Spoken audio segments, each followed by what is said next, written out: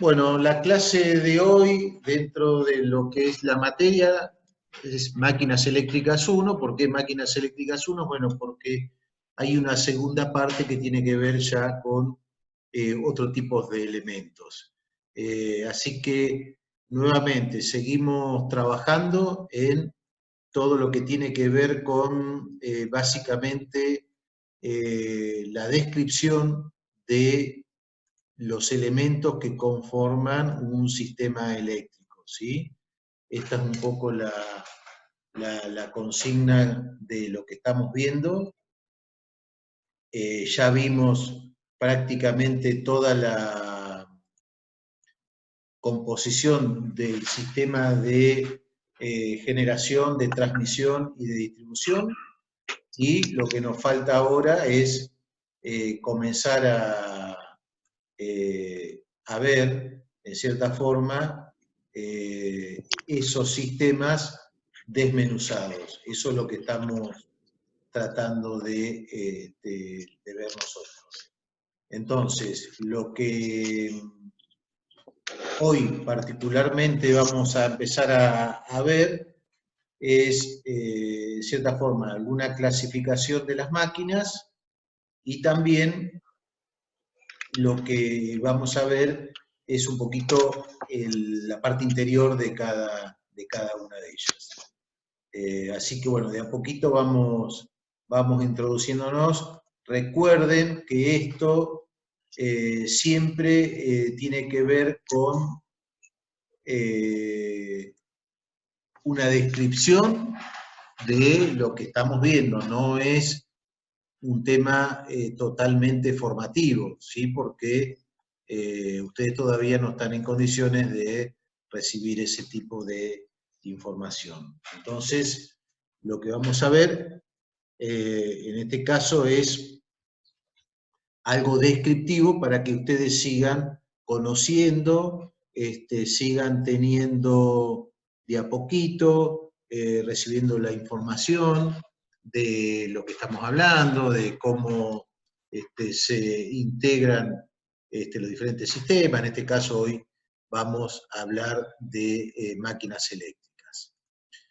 Bien, ¿qué es una máquina eléctrica? Bueno, es un dispositivo que convierte energía mecánica en energía eléctrica o viceversa, energía mecánica en energía eléctrica.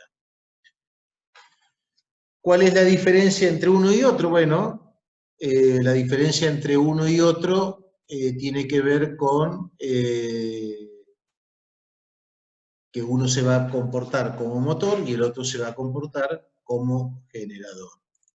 Entonces, esto es lo que sería un dispositivo de conversión. En este caso, se lo llama rotante.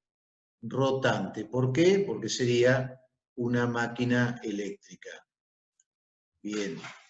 Y en aquellas máquinas que solamente existe un fenómeno de transformación, a través de un campo magnético, a esa máquina le vamos a llamar transformador, justamente, porque no tiene, o es una máquina estática, porque no tiene la posibilidad de rotar. Entonces sería una máquina rotante, motores y generadores, una máquina estática, en este caso sería el transformador. Transformadores, reactores, bueno, hay varias denominaciones para este tipo de máquinas. Bien, y en definitiva, ¿cómo nosotros podemos representar o podemos clasificar las máquinas en dos grandes grupos? Máquinas de corriente continua, generador y motor, que ya les adelanto, son las máquinas menos utilizadas, Y las máquinas de corriente alterna son las máquinas más utilizadas, que tienen mayor alcance, mayor utilidad en todo lo que es la industria, en todo lo que es, bueno, ya hemos visto los sistemas de generación. Y las máquinas de corriente alterna, lo mismo. Nosotros podemos tener generadores y podemos tener transformadores en la parte de la máquina estática, y las máquinas rotantes, generadores y motores. Y los motores pueden ser monofásicos, trifásicos, bifásicos, síncronos o asíncronos. Para que ustedes tengan, y esto seguramente alguno lo conoce, tienen otra denominación. Los motores sincrónicos o los generadores sincrónicos es el generador que en estos momentos nos está dando energía a nosotros.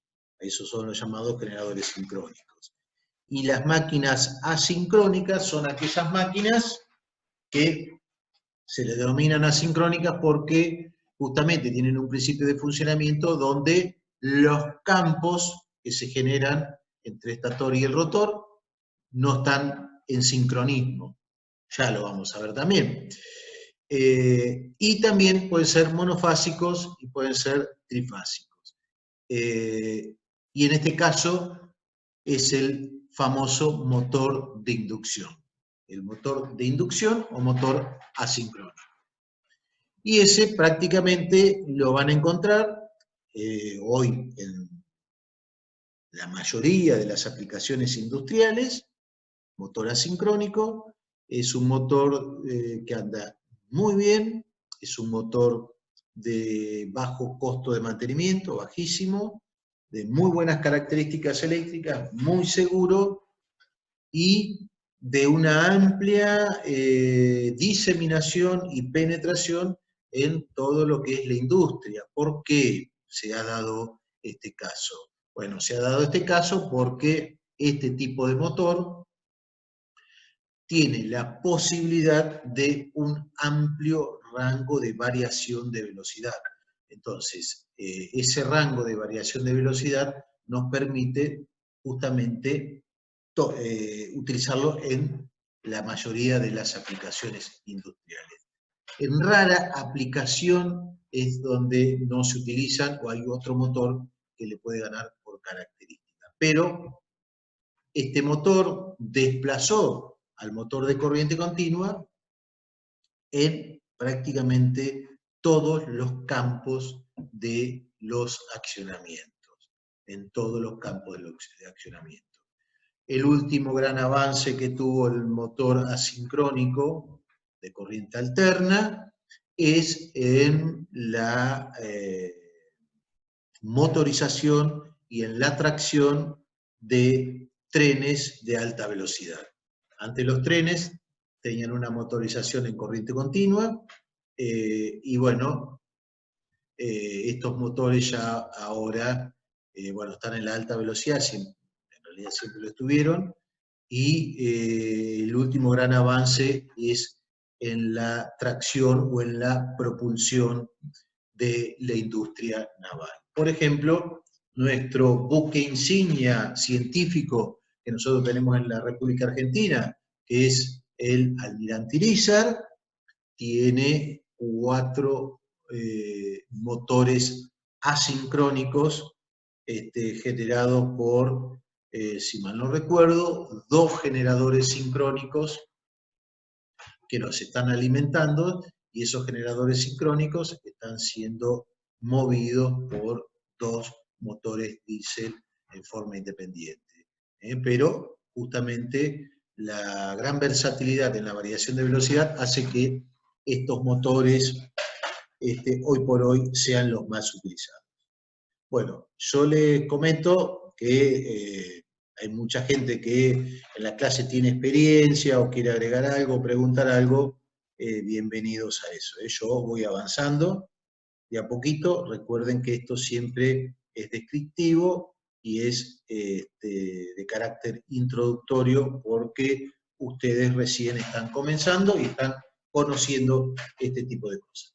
Bueno, acá hay una pequeña clasificación, micromáquinas, potencias que varían de las décimas de vatio hasta 500 vatios.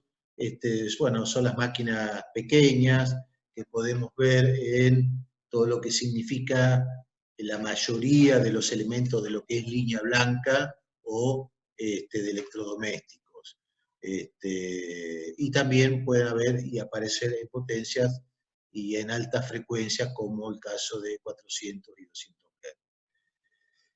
De pequeña potencia, de 5 a 10 kilovatios, bueno, acá tenemos un gran componente, importante componente de motores, porque, bueno, porque podemos decir que 10 kilovatios es el motor de un compresor de un aire central, frío-calor, pero un aire de una prestación elevada, no le diría casi domiciliario, estamos hablando de grandes edificios, ¿sí? Entonces, todos estos motores normalmente están diseñados para funcionar entre 50 y 60 Hz sin ningún tipo de problemas. Potencia media hasta 10 kilovatios, desde 10 kilovatios hasta cientos de kilovatios, y de gran potencia mayor a 100 kilovatios. Entonces, ¿qué sucede?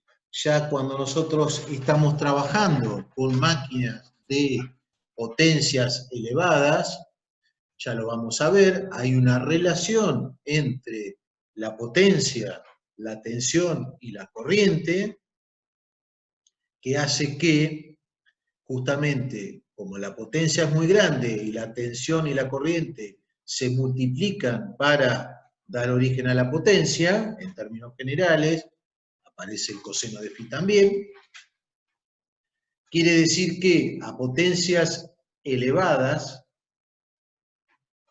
si la tensión siempre es la misma, tengo que empezar a manejar corrientes elevadas. Entonces, corrientes elevadas significa máquinas de secciones importantes. Entonces, a los efectos de manejar las dimensiones de la máquina, en estas potencias ustedes van a encontrar motores de media tensión. ¿Qué significa eso? Significa que la clasificación que les di anteriormente son motores que trabajan en una red trifásica. Trifásica sería la alimentación que tenemos en alguna fábrica, en los comercios, en casas de consumos importantes, que son 3 fases de 380 volts.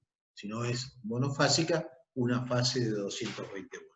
Bueno, cuando estamos hablando de motores de este tipo de rangos de potencia, hay que empezar a aumentar la tensión, justamente, por si no, tendríamos que tener secciones muy importantes en los bobinados de esas máquinas para que pueda soportar la corriente para la potencia que están manejando. Entonces, acá aparecen las máquinas de media tensión. Pueden ser motores de 3.300 volts, de 6.600, hasta motores, por ejemplo, de bombas en aprovechamiento o en cierres de arroyos que están motorizadas en 13.200 voltios. En algún momento trabajé en un proyecto que en la zona de Lomas de Zamora había que cerrar justamente con puertas de un arroyo cuando subía el agua por la lluvia para evitar inundaciones.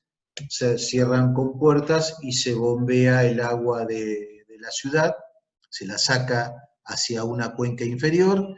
Esas bombas importantes de achique eran de, por ejemplo, 13.200 voltios porque tenían una potencia importante. Bien, seguimos. De acuerdo, estamos clasificando las máquinas eléctricas. Bueno, de acuerdo a la frecuencia de giro, nosotros con una máquina eléctrica estamos introduciéndonos a una física ya no de movimiento lineal, sino de movimiento rotatorio. Estos ustedes ya lo van a ver cuando estudien física. Entonces hablamos ahora de vueltas, ¿sí? Estamos hablando de vueltas. Entonces, las vueltas en las máquinas se miden en revoluciones por minuto.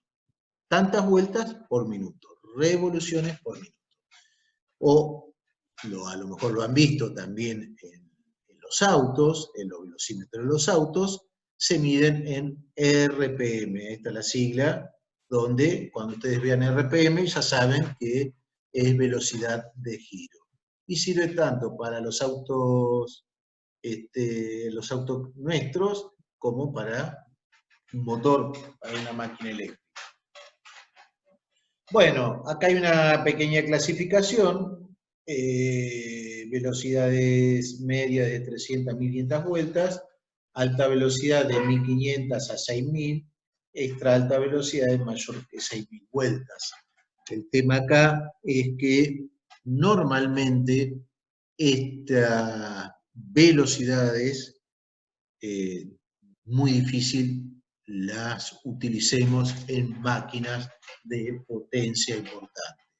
Esas velocidades están más que todo destinadas, y las vamos a ver o a encontrar en motores de lo que yo les decía antes de la línea blanca. Por ejemplo, el motor de una aspiradora eléctrica de casa, las aspiradoras que se utilizan para las alfombras, tienen velocidades de este tipo, más o menos 6.000 RPM a 8.000, y en vacío, es decir, sin carga, el motor andando libremente, adquieren velocidades de rango importantísima, arriba de 18.000 vueltas. Eso es una enormidad para lo que son las máquinas eléctricas. Para que ustedes tengan una idea, una turbina a gas de las centrales que nosotros vimos, tiene como máximo de velocidad 3.000 vueltas. Es lo máximo que puede tener 3.000 vueltas para cuando lo alimentamos con 50 Hz, o 3.600 vueltas para cuando la alimentamos con 60 Hz. O sea que todos estos rangos de velocidades, en cierta forma, son bastante atípicos. Bueno, y micromáquinas, estas velocidades en RPM es un poco lo que yo le decía, ¿no? Coincide básicamente con las bajas potencias. Bueno, máquinas estáticas, transformadores, convertidores e inversores. Los inversores, lo que lo vemos ahora es en todo lo que es la nueva industria de renovables. Ahí tenemos convertidores e inversores. Y los transformadores, estamos siempre en presencia en toda la cadena del sistema eléctrico, en presencia de transformadores. Máquinas eléctricas rotativas, entonces, habíamos dicho de corriente alterna, o corriente directa, o corriente continua. Bien. Si yo tengo una máquina, y ustedes tienen una máquina, y tienen que definir las características fundamentales de una máquina. Bueno, a ver, si yo tengo una máquina y usted me dice, tenemos que comprar una máquina, ingeniero. Bueno, bárbaro. Bien, ¿para qué? Y mire, vamos a reemplazar la bomba número 3 del Arroyo del Rey, que era el de ahí de Lomas de Zamora, de Achique, que es una máquina de 100 kilowatts. Perfecto, un motor de 100 kilowatts para una bomba de 100 kilowatts, vamos a ponerlo así. Perfecto. Entonces, ya me dijeron la potencia. Bárbaro. ¿Qué tensión? 100 kilowatts conviene ya estar trabajando con media tensión. Entonces, ahí lo primero que preguntaría es la disponibilidad de, si tengo 13.200, 6.600, 3.300, a ver qué tensión tengo. Pueden ser de 1.500. Entonces, defino la potencia, voy a definir la tensión. Obviamente, una vez que definí la potencia y la tensión, quedó definida la corriente. La corriente va a quedar definida con la potencia y la tensión. Voy a establecer el factor de potencia. En realidad, esto está más relacionado con el diseño propio del motor. La frecuencia, aunque sea obvio, tengo que decir que es de 50 Hz, porque me pueden mandar, esto lo pueden comprar en Brasil, y me mandan una máquina de 60 Hz. Un problema. Puedo especificar el rendimiento, esto tiene que ver fundamentalmente con los ciclos de trabajo y con la ecuación económica de esa máquina. Y algo importantísimo, hay que definir y conocer para cada máquina cuál es su ciclo de trabajo. ¿Qué es su ciclo de trabajo? Bueno, yo tengo que saber, esta bomba va a estar prendida todo el día, como por ejemplo puede ser una bomba del sistema o de la red de agua, de AISA o de quien sea, va a estar las 24 horas prendida. No, perfecto, bien. ¿Cuántas horas prendida va a estar? 6, perfecto. Dentro de esas 6 horas u 8 horas, ¿cuántos arranques va a tener por hora? Y va a tener 2 arranques por hora. Muy bien. Entonces, ¿por qué tengo que pedir todo esto? Bueno, porque tengo que armar el ciclo de trabajo de manera tal de poder elegir bien, y eso se llama selección de motores, elegir bien la máquina que voy a utilizar. Y después tengo otras preguntas, yo se las voy agregando, no se las pongo acá porque tampoco tiene sentido, pero voy a decir, bueno, ¿va a haber variación de velocidad dentro del ciclo? Y sí, porque vamos a arrancar con esta velocidad y vamos a terminar con esta. Perfecto. ¿En qué ambiente voy a estar? ¿Voy a estar en un ambiente seco, limpio? ¿O voy a estar en un ambiente húmedo? ¿O voy a estar en un molino harinero y esa máquina puede tener ingreso de polvo? ¿O voy a estar en petroquímica, en el polo petroquímico de Zárate, o en el polo petroquímico de Bahía Blanca, o el polo petroquímico de La Plata? Y por lo tanto necesito tener un grado de seguridad aumentada. ¿Qué significa eso? Que a la máquina no puede ingresar absolutamente ningún vapor, no puede ingresar líquido, no puede ingresar absolutamente nada que por una pequeña chispa me genere una explosión interna. Y lo mismo que si estoy en un molino o estoy en una cementera, no me tiene que ingresar ningún tipo de polvo, porque bueno, todo eso hace que disminuya la aislación de la máquina. Entonces, miren cómo de tener que definir una máquina, uno va sacando preguntas. Y bueno, si alguno de aquí ha participado en un proyecto, o hace, o ha estado trabajando, obviamente hay un montón de cosas que yo no les estoy diciendo. Por ejemplo, ¿qué otra cosa? ¿Alguno me puede decir otra característica que tendría que definir para una máquina? A ver, una. No importa si nos equivocamos, ¿eh? ¿Es lo mismo que yo tenga una máquina de eje horizontal que una máquina de eje vertical? No, no es lo mismo. No es lo mismo, porque si ustedes tienen una máquina de eje horizontal y la ponen trabajando con eje vertical, esa máquina mecánicamente va a tener serias dificultades. Así que el emplazamiento también es importante. Y después lo mismo. La máquina va a estar acoplada de un lado, de otro. Bueno, tiene un montón de cosas.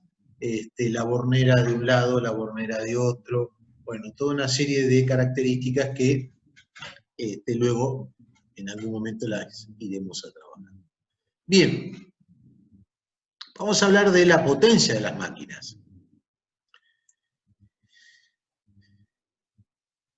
Cuando decimos potencia útil de una máquina, es la potencia que voy a tener disponible en la misma. Por ejemplo, en un transformador, la potencia que voy a tener disponible en los bornes de salida del transformador.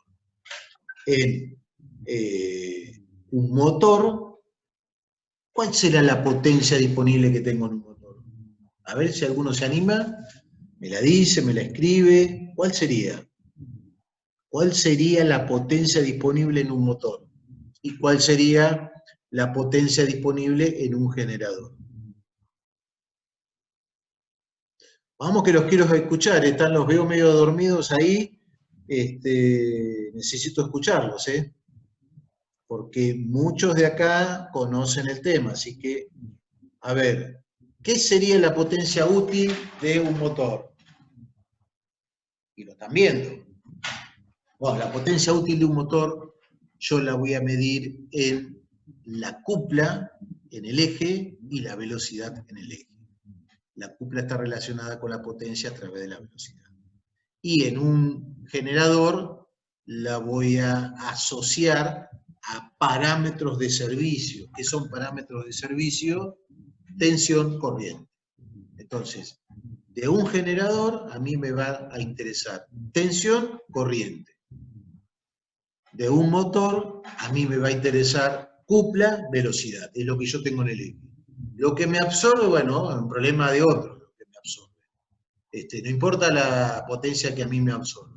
Yo tengo que cumplir con cupla y con velocidad.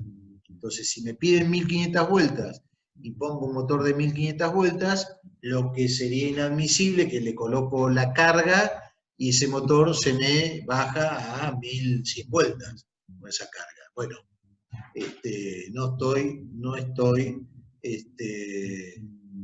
cumpliendo con los parámetros de lo que es la velocidad, se me está cayendo demasiado. Obviamente va a caer la velocidad en las máquinas, lo mismo que la tensión en los transformadores, pero no puede caer tanto. Entonces, potencia útil sería eso.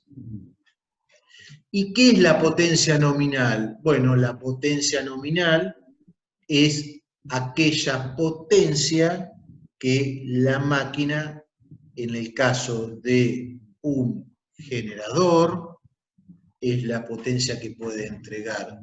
En el caso de un transformador, es la potencia que puede entregar en el secundario del transformador. Y en el caso del motor, la potencia está asociada con la potencia en el eje de la máquina, ¿sí? Siempre la potencia en el eje.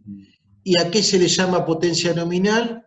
Se le llama aquella potencia con la cual yo puedo conectar la máquina, trabajar las 24 horas del día en un régimen continuo de trabajo a esa potencia y la máquina no va a tener ningún tipo de inconveniente respecto al calentamiento de la misma.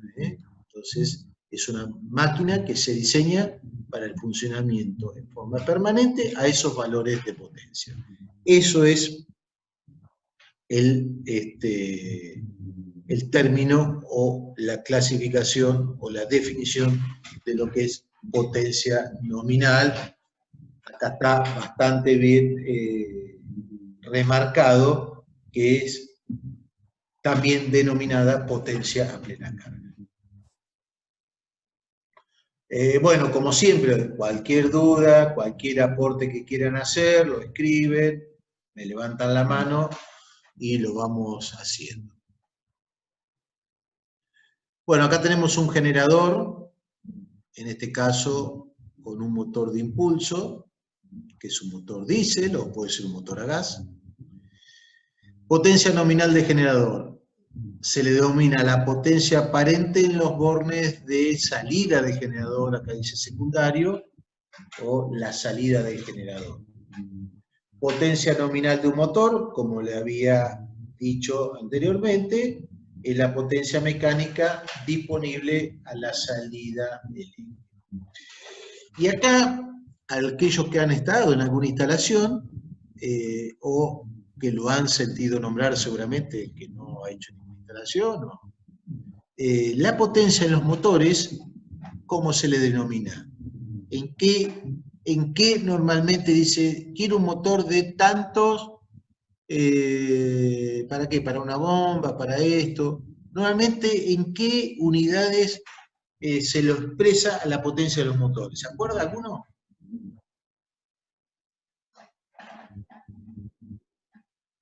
En watt HP, exactamente. Bueno, en HP o en caballos. Quiero un motor de 1/4 caballo, quiero un motor de 3 HP. ¿Y qué es eso? Bueno, eso es la vieja denominación. Es la vieja denominación. Y ahora todo esto se unificó en una denominación moderna y todas las máquinas se denominan, cuando hablamos de potencia, aunque sean motores, y esto es a la salida, se lo denominan en vatios. Pero también pueden encontrar motores en HP o motores en caballo vapor. La relación entre un HP y un caballo vapor es de 0,736 kilovatios. ¿Sí? 0,736 kilovatios. Ya lo vamos a ver todo esto un poquito en electrotecnia, cuando juguemos con algunos circuitos a calcular potencias, y claramente cuando estemos en máquinas eléctricas, todo esto lo vamos a ver. Bien, y la potencia nominal de un transformador es la potencia que saco en los bornes del secundario de un transformador, y es la multiplicación de la tensión del transformador por la corriente del transformador. Bien.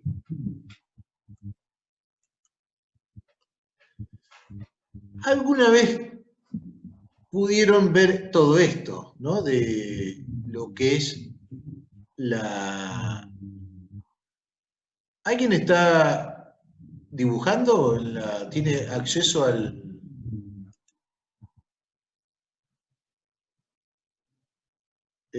Porque veo que se me raya toda la... Yo no sé si soy yo o...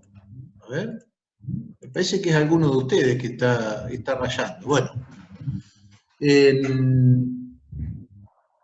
La potencia eléctrica.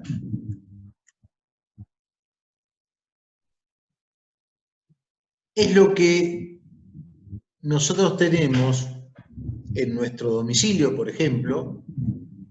A nosotros nos facturan la potencia útil que está expresada en kilovatios. Todos aquellos elementos, como los tubos fluorescentes, los motores de los lavarropas,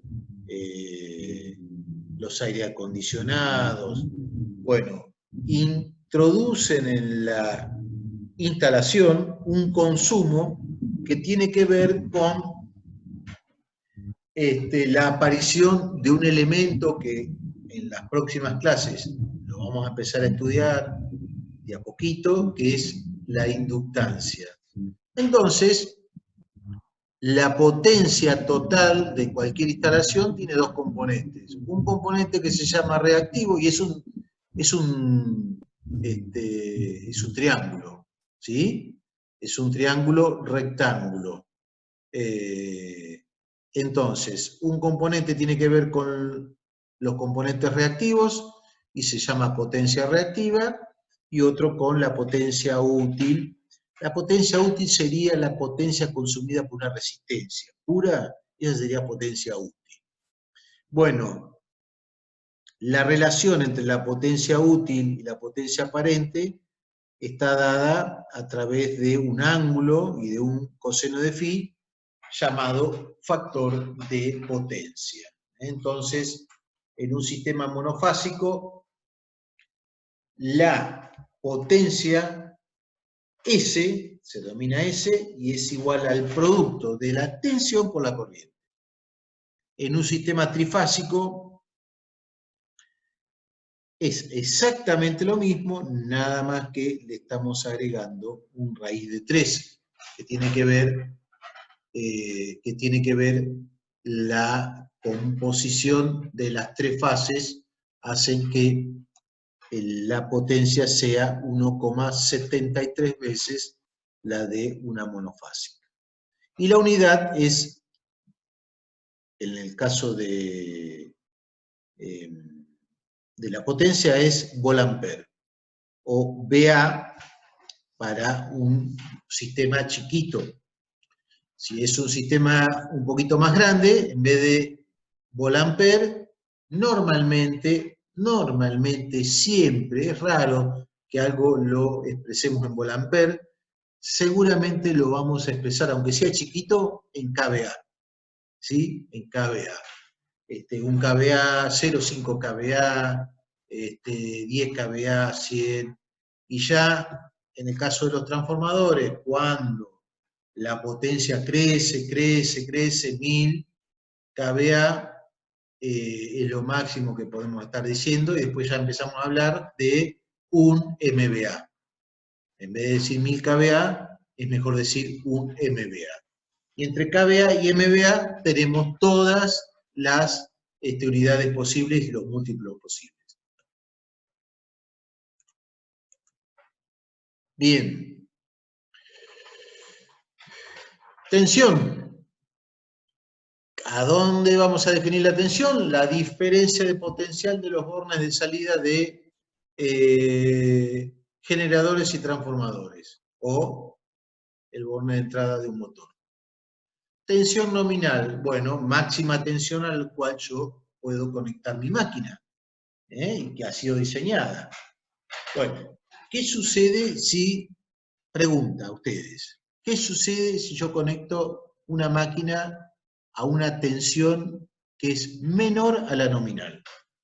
¿Qué sucede?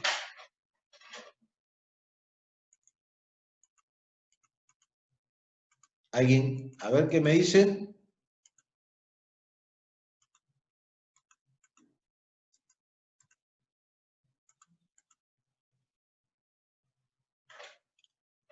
Bueno, los escucho. ¿Qué sucede?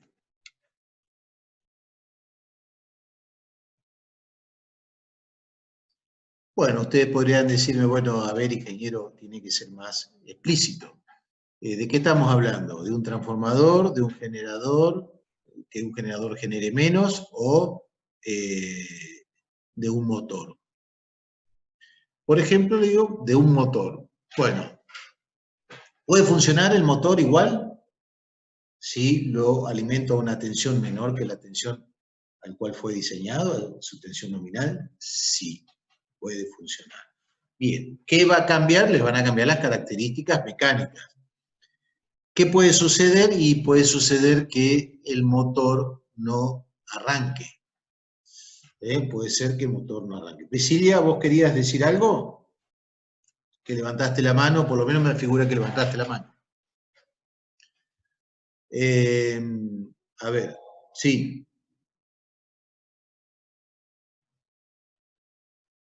Bien, perfecto, está bueno esto. Bueno, Priscilia dice que es el borne. Bueno, el borne de una máquina sería el contacto de salida. Por ejemplo, es donde nosotros vamos, en el borne de un motor, es donde nosotros le vamos a colocar el cable de entrada para alimentarlo. Y el borne de un generador, el borne de un transformador, es el borne donde vamos a conectar los cables para la salida de esa máquina. Es donde hacemos la conexión mecánica. Tornillo, arandela y un conector. Eso sería entonces los bornes. Pero normalmente bornes siempre se le habla a la salida física de las máquinas. Bien, entonces puedo conectar un transformador a una tensión menor a la nominal. Lo que pasa es que lo que no me va a cumplir con la función que tiene que tener, porque un transformador transforma niveles de tensión, por ejemplo, un transformador puede tener una entrada de 220 y una salida de 380. Si le pongo menos de 220 a la entrada, no va a tener una salida de 380. Entonces no cumple la función.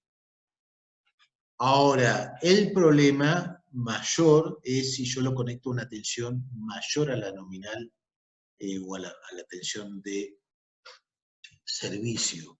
Ahí ya aparecen problemas que las máquinas se me pueden quemar por una disminución de la capacidad de aislamiento de sus bobinados. Puede haber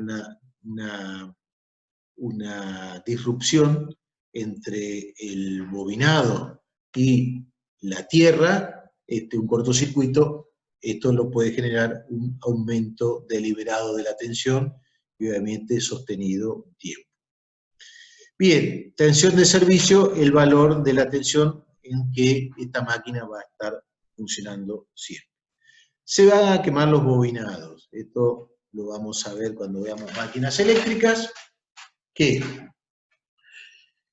si yo estoy haciendo pasar corriente por un lado, por ejemplo, ustedes ahora están conectados de un celular, no, pero el que está conectado a una máquina, si la tiene enchufada, esa máquina está aislada, ¿cierto? Está aislada. Bien, ese aislante está diseñado para determinada temperatura. Si yo me sobrepaso de esa temperatura, la vida del aislante disminuye en forma logarítmica con el máximo de temperatura que yo me he excedido. O sea, si lo excedo de temperatura, disminuye su vida. Si disminuye su vida, ese aislante en algún momento se degrada, deja de ser aislante y esa parte que está circulando, que tiene circulación de corriente, pasa a formar un camino conductivo a través de ese aislante y descarga en el cuerpo de uno, o descarga con otro bobinado, o descarga con la carcasa que normalmente la tenemos puesta a tierra, y es un cortocircuito a tierra. Eso es lo que sucede. Bien, ustedes si quieren vayan escribiendo cosas que se les van ocurriendo o van opinando, las van poniendo en el chat. Yo total lo voy viendo, así que tenemos que hacer así la clase participativa. Bueno, acá está la tensión máxima de servicio admisible, 1.15 la tensión nominal. Esto significa una tensión de un 15%. Avanzamos. ¿A qué le llamo corriente nominal en las máquinas? Bueno, justamente al valor de corriente que van a circular por sus bobinados, y esta no tiene que superar el máximo admisible. ¿Por qué no lo tiene que superar? Porque la corriente produce calor en forma proporcional a I cuadrado, corriente al cuadrado, por el tiempo que esa corriente está circulando. Entonces eso es el aporte de calor a el bobinado, a la máquina, lo que hace que luego después esto incida mucho en el comportamiento térmico de la misma y la vida de los aislantes. Entonces, definimos la corriente en un sistema monofásico como el cociente entre la potencia nominal dividido la tensión nominal y el consonante. Y en el trifásico aparece solamente raíz de 3, todo lo demás es lo mismo. Bien, yo les doy esto, chicos, ustedes tengan presente que esto es introductorio, es como que yo les estoy haciendo un informe, como que ustedes están tomando léxico, ustedes están adquiriendo, incorporando vocabulario, incorporando algunos conceptos, escuchando otro tipo de lenguaje no se preocupen, esto no lo tienen que saber, yo se lo estoy dando y también estoy siguiendo lo que otros profes han estado dando en esta materia para tener un cuerpo lógico, pero esto ustedes no lo tienen que saber, es información. Bien. La corriente nominal, claramente sí, queda determinada por la potencia, habíamos dicho por la potencia y por la tensión, queda determinada. Bien, y acá dice la corriente de arranque llega a valores aproximadamente 7 veces la corriente nominal. ¿Qué quiere decir eso? Que, por ejemplo, si yo tengo un motor, por eso vieron que yo les decía que me digan cuántas veces arrancaba por hora.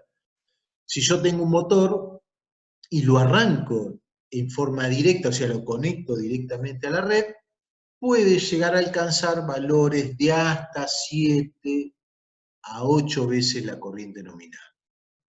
Entonces pongamos, yo tengo un motor de 100 amperes, si lo conecto y lo arranco en forma directa desde la red, ese motor va a alcanzar en el momento del arranque 800 amperes.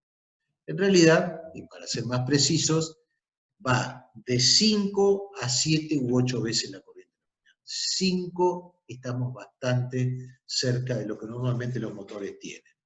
Entonces, acá aparece otro problema, o por lo menos para ustedes, dirán, pero ¿cómo? Yo tengo un motor diseñado en instalación para 100 amperes y resulta que en el arranque llega a 800 amperes. ¿Qué pasa con todo esto? Bueno, hay que tener cuidado. Hay que tener cuidado. Hay que tener cuidado y diseñar las redes en forma adecuada para que esta sobrecorriente temporal no me produzca ningún tipo de daño. Después ya vamos a ver cuáles son los daños. Pero puede ser que una protección vea aumento de corriente, inmediatamente manda a cortar el circuito. Bueno, si estoy arrancando una bomba y las protecciones me las mandan a cortar, es un problema para mí, pues no cumple la función del circuito. Luego vendrá toda una formación nuestra en la carrera, que es seleccionar esas protecciones, no solamente seleccionar, sino que hay que coordinar ese tipo de protecciones, así que bueno, tema muy interesante para que lo vean. Bien, avanzamos. El factor de potencia, les había dicho, el famoso coseno de phi, el cociente de la potencia activa y la potencia reactiva. ¿Qué pasa? Normalmente a ustedes le dicen, o pueden haber sentido hablar de que las empresas distribuidoras de energía les están cobrando penalización porque tienen el coseno de phi alto. A lo mejor escucharon hablar de eso. ¿Qué es eso? ¿Qué es eso de coseno de phi alto? Bueno, es que este angulito debería ser casi prácticamente cero.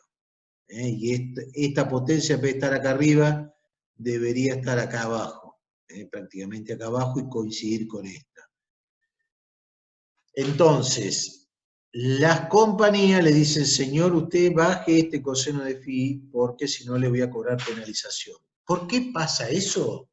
Bueno, le explico por qué. Ellos nos cobran esto, pero en estas condiciones como está acá, tienen que generar todo esto. ¿Sí? Tienen que generar todo esto.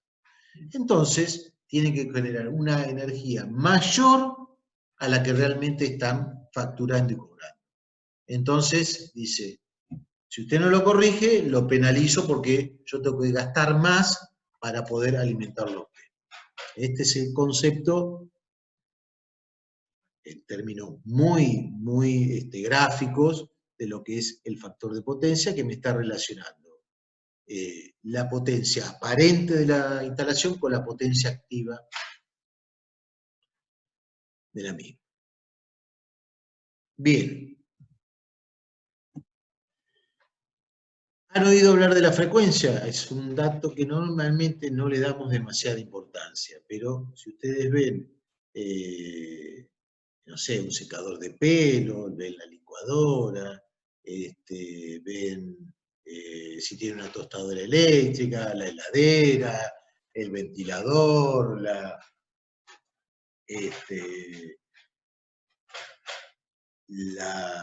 mini pimer, bueno, la que sea, el elemento que sea, tienen todos determinada la frecuencia, y la frecuencia es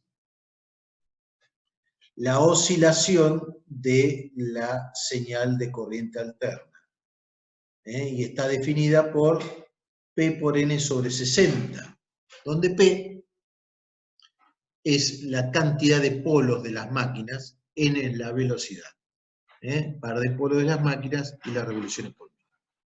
Bueno, acá simplemente decirles que la Argentina tiene 50 Hz, y que, bueno, obviamente no tiene sentido hablar de polos todavía, porque les voy a hacer demasiado lío.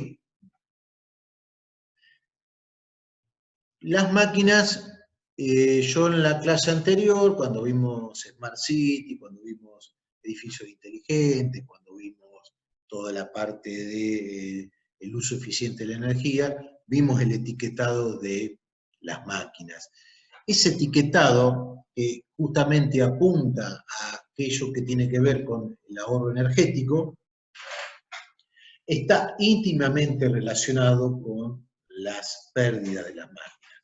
Está íntimamente relacionado con el rendimiento. Cuando hablamos de rendimiento, estamos hablando de pérdidas en las máquinas.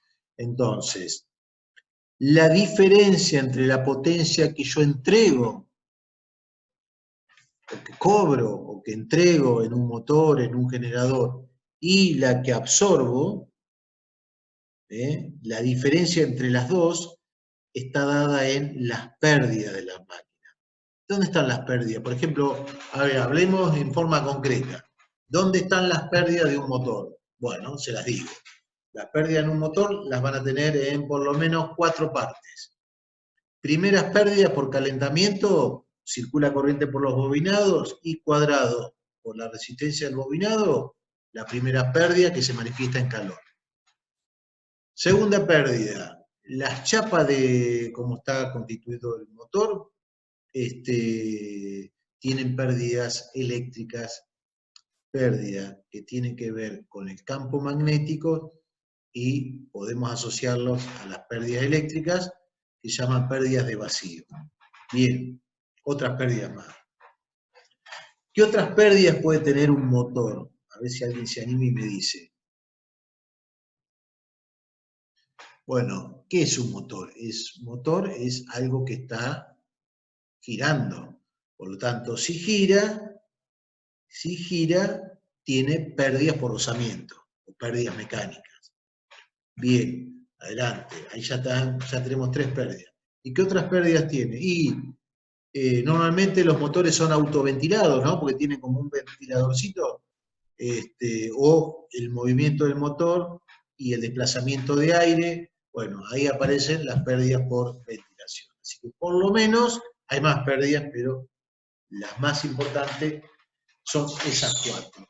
Entonces la diferencia entre lo que puedo entregar y lo que absorbí están las pérdidas, y el cociente entre W, o potencia suministrada, y potencia absorbida, le vamos a llamar rendimiento.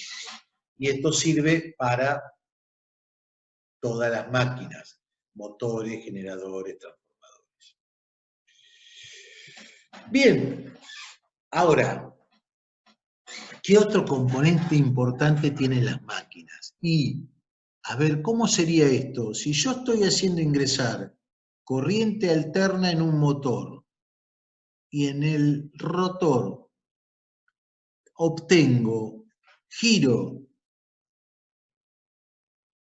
yo ingresé potencia eléctrica y tengo en el rotor o en el eje potencia mecánica. Bueno, ¿qué apareció ahí? ¿Qué proceso se nos da ahí? Bueno, este es el famoso proceso de conversión electromecánica de la energía. Conversión electromecánica de la energía. Conversión electromecánica. Quiere decir que convertí energía eléctrica en energía mecánica. Y ese proceso de conversión, ¿a través de dónde se dio? ¿Qué une el rotor con el estator de un motor? Si uno está girando y el otro está fijo, ¿qué los une? ¿Cuál es el vínculo entre uno y el otro? El aire. Porque si uno se está moviendo y el otro está fijo, es el aire. Entonces, a través del aire se va a producir este famoso proceso de conversión electromecánica de la energía. Y ese proceso se va a hacer a través de esto, que es muy importante, que es el campo magnético generado en la máquina. Bueno, Santiago pregunta si los... vamos a correr un poquito esto. ¿Los álabes van a modificar el gasto? Sí, sí, sí. Obviamente, si yo tengo un motor autorrefrigerado con autoventilación, si ese diseño no es bueno, me va a generar mayores pérdidas. Entonces, fíjense que los motores normalmente están todos como ranurados en el estator, con todas líneas para que el aire justamente se bifurque y se disemine y pueda refrigerar y bajar la temperatura en forma uniforme. Bien, entonces el campo magnético lo voy a denominar como inducción magnética o densidad de flujo magnético. ¿Y dónde aparece en campo magnético? Bueno, es producto del movimiento de cargas eléctricas. Cuando yo muevo cargas eléctricas a través de un conductor, me va a aparecer un campo magnético. ¿Sí? Esto lo van a ver ustedes en Física 2, lo vamos a ver muy bien en Física 2, y lo vamos a ver ahora en la última mitad, en la segunda mitad del curso, lo vamos a ver en esta materia.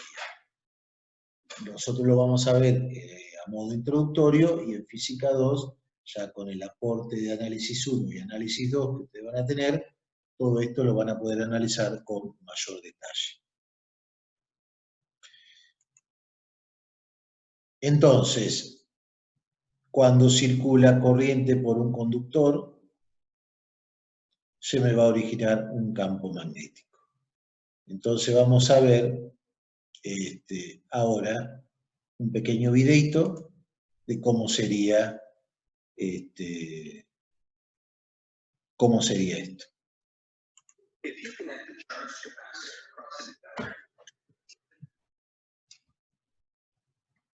Bueno, acá tenemos como un generador. Entonces, si la corriente, miren que se los voy a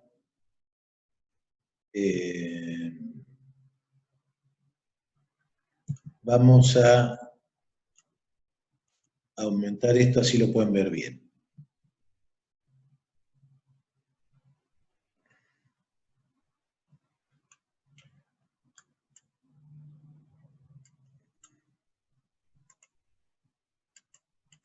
Ahí estamos. Bueno, fíjense que están viendo, ¿no? El videito. Cuando yo tengo una batería y circula una corriente que crece y que puede cambiar de sentido, ¿sí? Inmediatamente por este arrollamiento se me va a generar un campo magnético. Esto es la generación de un campo magnético. Ahora sí, estoy poniendo una resistencia, lo que se me va a generar es, si lo conecto a una batería, bueno, acá se me está descargando la batería con el tiempo. En cambio, si pongo en este caso es una inductancia, y estoy también en el tiempo, se me va a descargar, pero a partir de un determinado valor. Entonces, la tensión en esa inductancia es el producto del valor de la inductancia por la variación de la corriente, la derivada de la corriente en el tiempo. Bueno, acá podemos ver cómo se transmiten las cargas, cómo van girando las cargas, van circulando, y a medida que circulan por este material, la aparición de las líneas de fuerza a través del mismo hacen que nosotros tengamos la presencia de un campo magnético. Miren, esto que está acá es un campo magnético, ¿sí? Esto es un campo magnético que está variando en función de la corriente que tengo presente en mi... Vamos a adelantar un poquito. Bien, entonces, este sería el fenómeno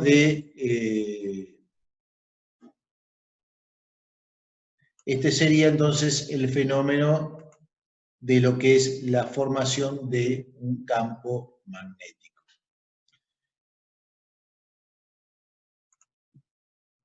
Y la relación entre el campo magnético y la corriente que está circulando lo hace a través de una constante mu, que es la constante de permeabilidad. Todo esto nosotros lo vamos a estudiar en una parte en física, pero más precisamente en electrotecnia y en máquinas eléctricas. Bueno, habrán escuchado nombrar a lo mejor las curvas BH, estas son muy importantes en los transformadores, donde la particularidad que tiene es que ya dejan de ser curvas lineales hasta determinado punto y luego se saturan. El material ferromagnético tiene esta propiedad, que es saturable, es saturable. Y las máquinas, lo vamos a ver más adelante, si nosotros trabajáramos en esta zona lineal sería todo bárbaro, pero tienen una complicación, que las máquinas no trabajan en la zona lineal y trabajan acá en la zona de saturación. Por lo tanto, introducen mayores dificultades para su análisis. Hay que tener presente justamente todo el tema de la saturación en las máquinas. Bien, avanzamos.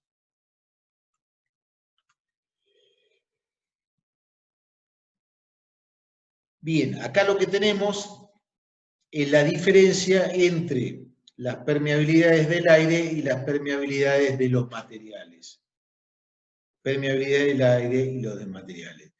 Entonces, ¿para qué les muestro esto?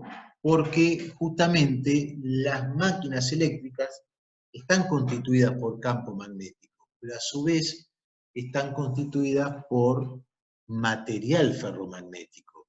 Entonces dirán, bueno, pero ¿por qué? ¿Y para qué tiene material ferromagnético? Y fíjense, no es lo mismo la reacción o la respuesta con el aire que con el material ferromagnético.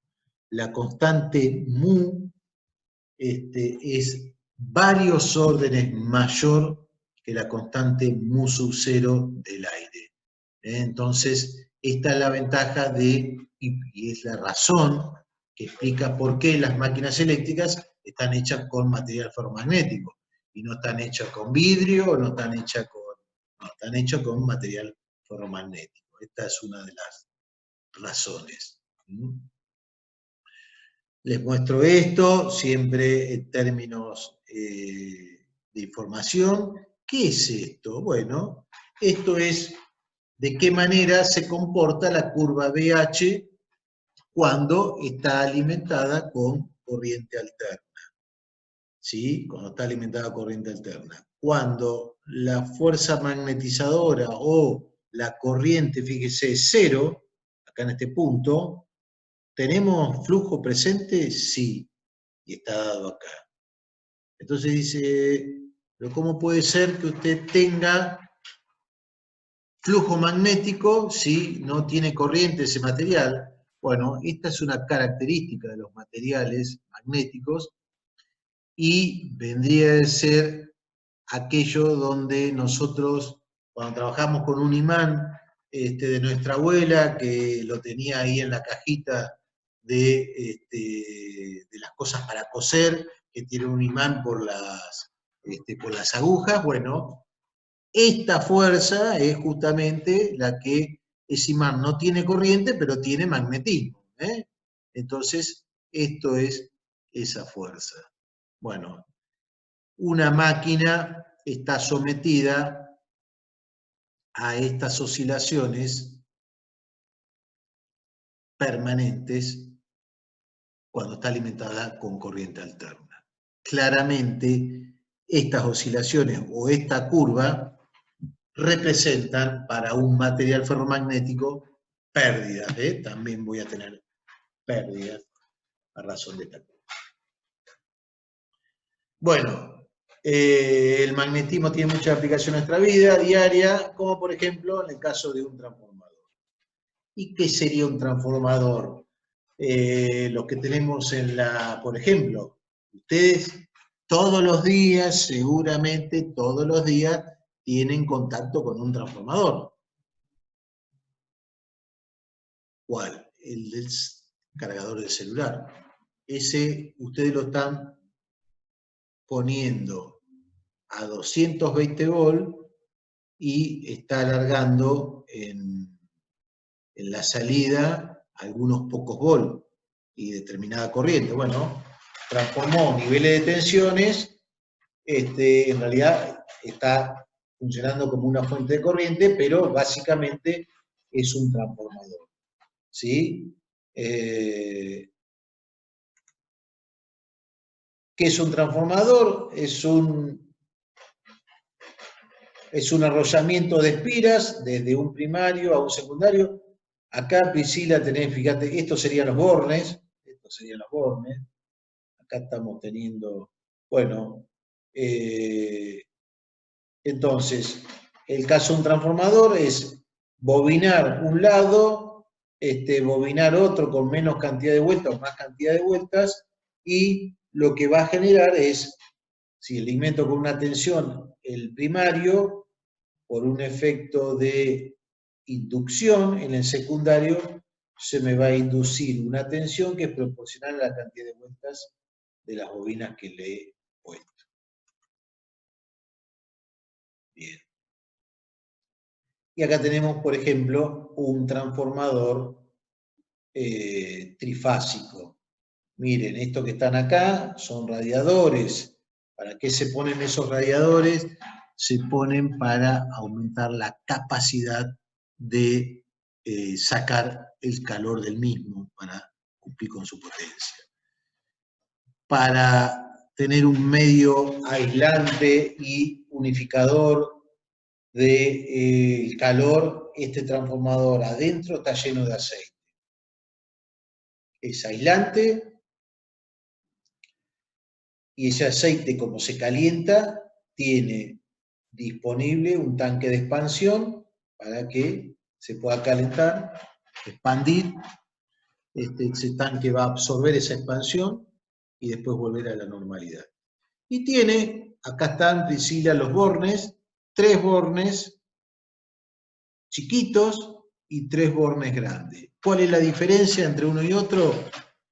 Claramente este borne que está acá va a ser el borne de mayor tensión. ¿Por qué?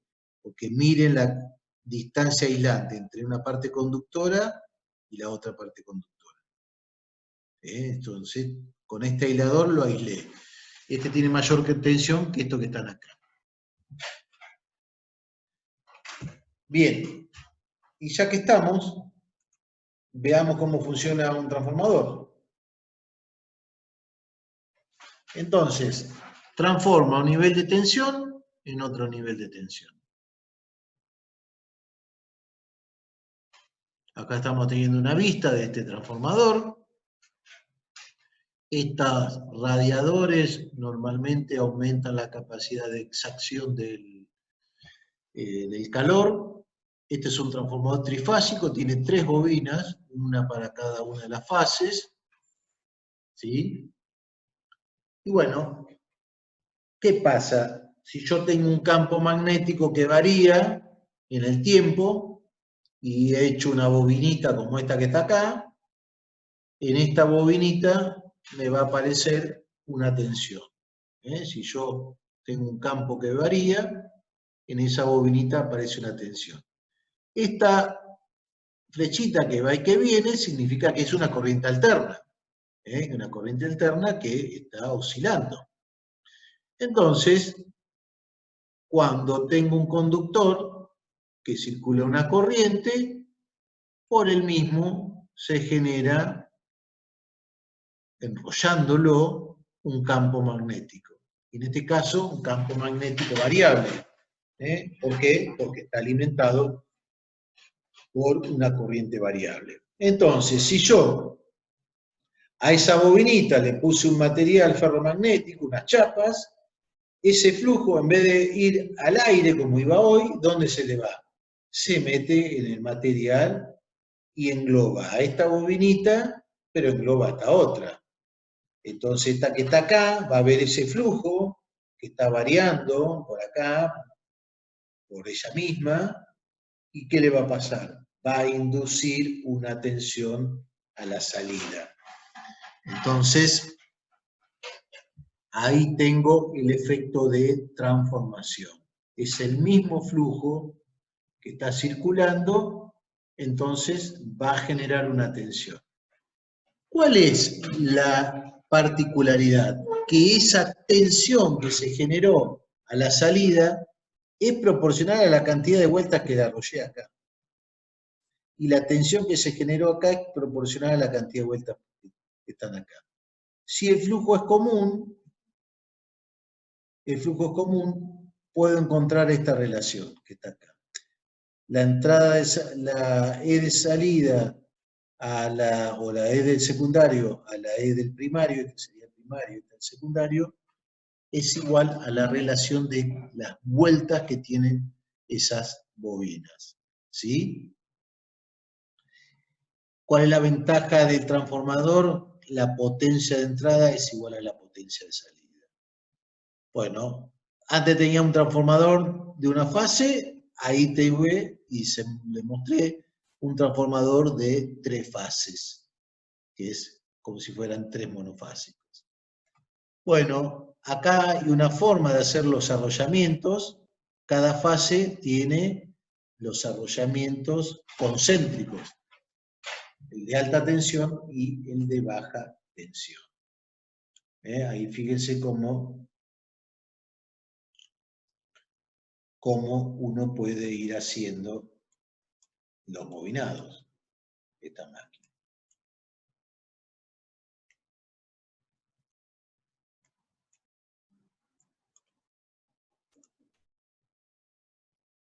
Bien.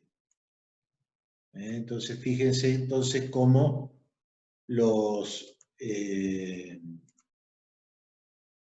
de qué manera están arrollados acá los arrollamientos. Miren qué linda vista que tenemos acá, cómo se van arrollando. Acá están las salidas, estos son los bornes, acá están los bornes en un esquema muy simplificado. ¿Qué es esto que está acá? Bueno, sería un transformador hecho en estrella. Todos los bobinados, fíjense, están conectados a un mismo punto, que sería este, y todas las salidas de forma independiente, que serían este. Y acá una salidita para tierra, que se le llama. Bueno, acá está el efecto inverso, ahí ya se está armando el trafo. Así son las chapas, están todas apiladitas, porque yo les decía que necesito conducir ese flujo a través de un medio, y ese medio es un material ferromagnético. Y les doy un dato adicional. Fíjense que están todas laminadas las chapas, una chapita arriba de la otra. ¿Saben por qué? Porque las pérdidas en el núcleo magnético de ese transformador son directamente proporcional al espesor al cuadrado de esa chapa. Ahí está la forma de generarse el calor. Ese calor hay que evacuarlo. La mejor forma de evacuar ese calor es a través de ¿quién? Del aceite, el aceite y de los radiadores. Esa es la mejor forma de evacuar. Con esos radiadores, ya vamos a ver cuando veamos máquinas eléctricas, aumentan la superficie de esa máquina. Están aumentando la superficie de esa máquina. Ahí está el expansor. Y bueno, en estos transformadores tenemos una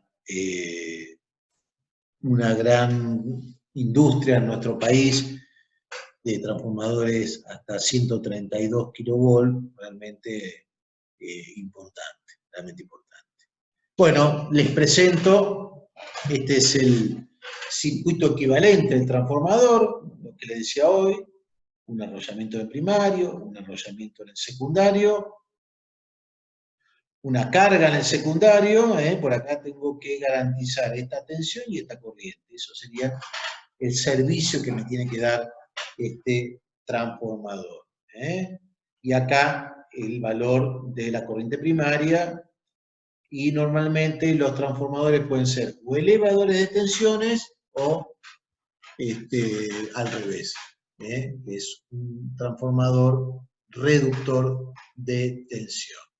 Y esto es toda la composición de un transformador. Un material ferromagnético, las chapas y los bobinados. ¿Sí? La descripción del flujo común, que veíamos cómo se formaba. Estos que están acá son flujos dispersos. ¿Qué quiere decir? Flujos que no se cierran en ningún lado, pero obviamente luego me van a introducir algunas cosas como algunos parámetros, ya los vamos a ver. Esto lo vamos a pasar. Y acá les presento, este sería el circuito equivalente de un transformador. Bueno, ustedes dirán, ¿qué es esto, profe? A ver qué estamos viendo acá. Bueno, esto que está representado acá, ya lo vieron con Gustavo, es una resistencia. ¿Qué representa esta resistencia?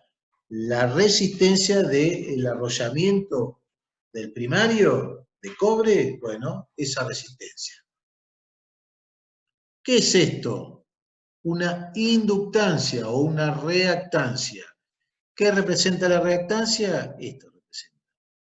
Este flujo que está acá, que se fue por otro lado y no vino y se metió en el material, este flujo acá está representado por esta reactancia.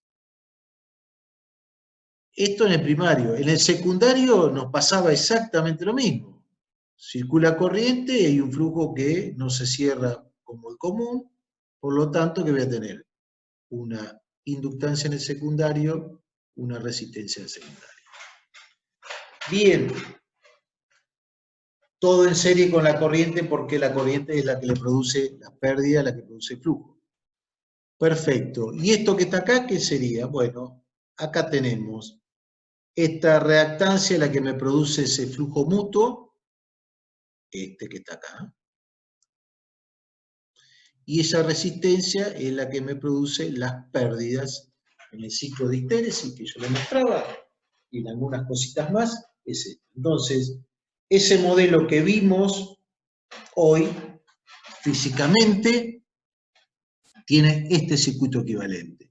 ¿Por qué se lo muestro? Porque este va a ser el objetivo de electrotecnia. En electrotecnia vamos a manejar circuitos y una máquina, a partir del modelo físico y de su principio de funcionamiento, luego va a ser expresada y representada por un modelo equivalente de parámetros. concentrados, como esto que está acá.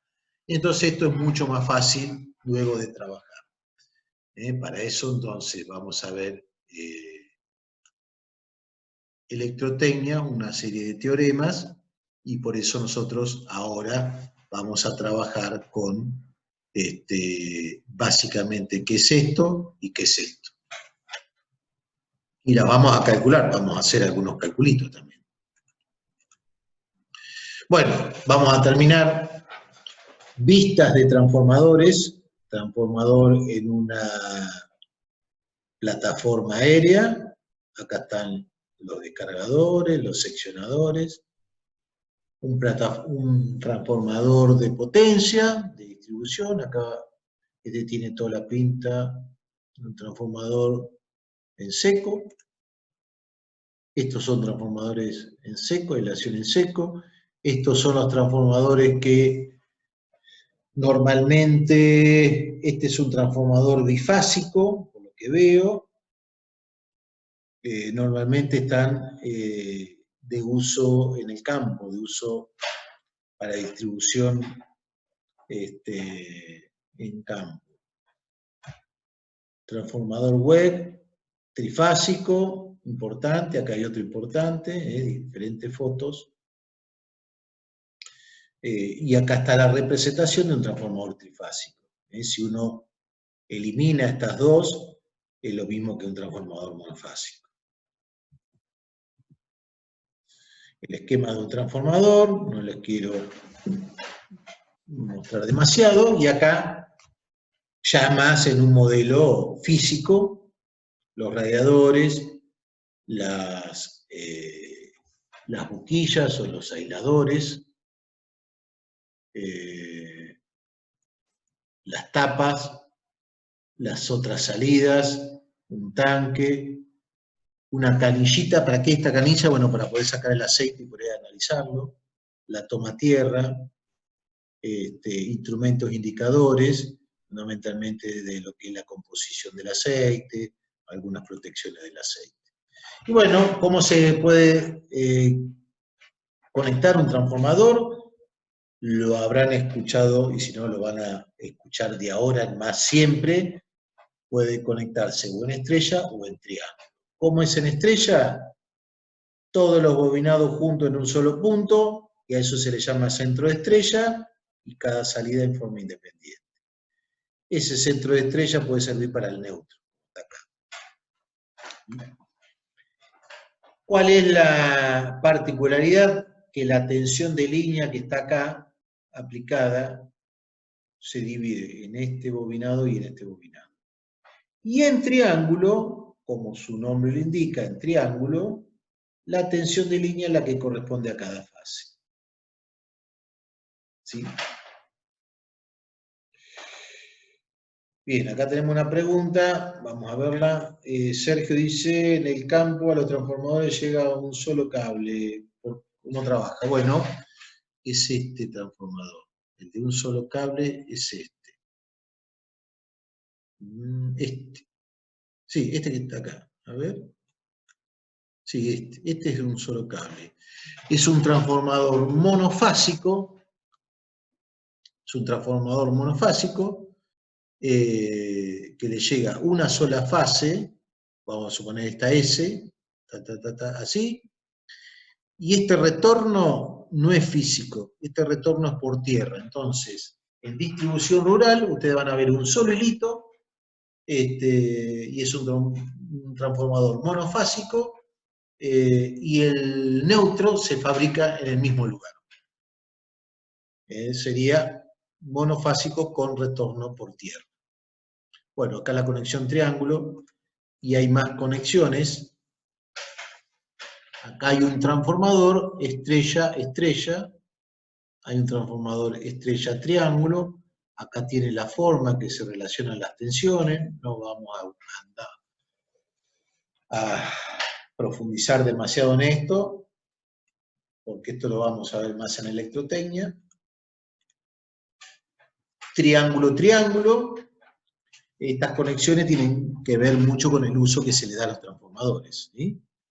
Triángulo-estrella, típico transformador triángulo estrella que tenemos en las generadoras. Normalmente generan en triángulo y se transmiten estrella. Esto se lo dejo como dato, todas las posibles conexiones que tienen. Esto simplemente, chicos, es como dato, ¿no? A no enroscarse con todo esto, es todas las posibles conexiones que tiene un transformador. Lo mismo que es esto.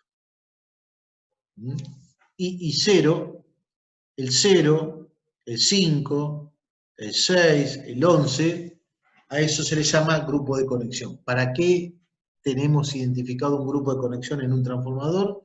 Para que cuando yo pongo dos transformadores en paralelo, una de las condiciones que tienen que cumplir es que tengan el mismo grupo de conexión. Lo mismo. Esto es dato, esto está también en los manuales y está como dato. Por último, van a encontrar un montón de transformadores que no tiene el efecto que habíamos visto anteriormente, que es transformador niveles de tensión. Y esos transformadores pueden ser de corrientes o de tensión, pero para medición, que se utilizan en las subestaciones, en las centrales. Esa sería la otra clasificación o el otro uso que le podemos dar a los transformadores. Bien, perfecto. No hay ninguna pregunta.